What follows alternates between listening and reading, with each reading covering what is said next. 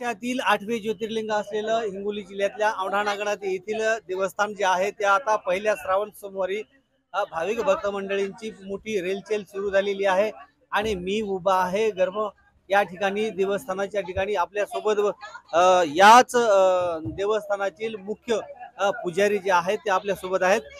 काय सांगाल या ठिकाणी आख्यायिका काय आहे? नागेशम दारुकावणे हे 8वं ज्योतिर्लिंग आहे। खूप वर्षानंतर असा दुर्मिळ योग आलेला आहे की श्रावण महिन्यामध्ये यावेळेस 5 सोमवार आलेले आहेत। आज पहिला सोमवार आहे। सर्व भक्तजन आनंदाने देवाची दर्शन घेत आहेत। साधारणतः संध्याकाळपर्यंत 1 लाखाच्या आसपास भाविक दर्शन घेतील आणि आज देवाला वाहण्यासाठी जी शिवामूठ आहे, आज ही तांदूळाची शिवामूठ आहे। हे ज्योतिर्लिंग प्रत्यक्ष नागेश्वर ज्योतिर्लिंग हरिहरात्मक हे ज्योतिर्लिंग आहे।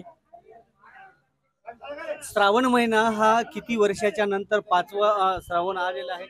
साधारणतः 70 ते 71 वर्षानंतर असा दुर्मिळ योग आलेला आहे की श्रावण महिन्यामध्ये 5 सोमवार आलेले आहेत। पहिल्या दिवशी सोमवार आहे आणि शेवटच्या दिवशी अमावास्याच्या दिवशी पण सोमवार आलेला आहे। देवस्थानाच्या वतीने प्रशासनाच्या वतीने कशा पद्धतीची तयारी करण्यात आली? अगदी चोख बंदोबस्त आहे पोलिसांचा। देवस्थानची पण व्यवस्थित खूप तयारी आहे। भाविकांसाठी सुलभ दर्शन व्यवस्था आहे। आनंदाने भाविक दर्शन घेत आहेत। आपण पाहिलं की या ठिकाणी मुख्य पुजारी जे आहेत ते यांनी या ठिकाणी माहिती देखील दिलेली आहे।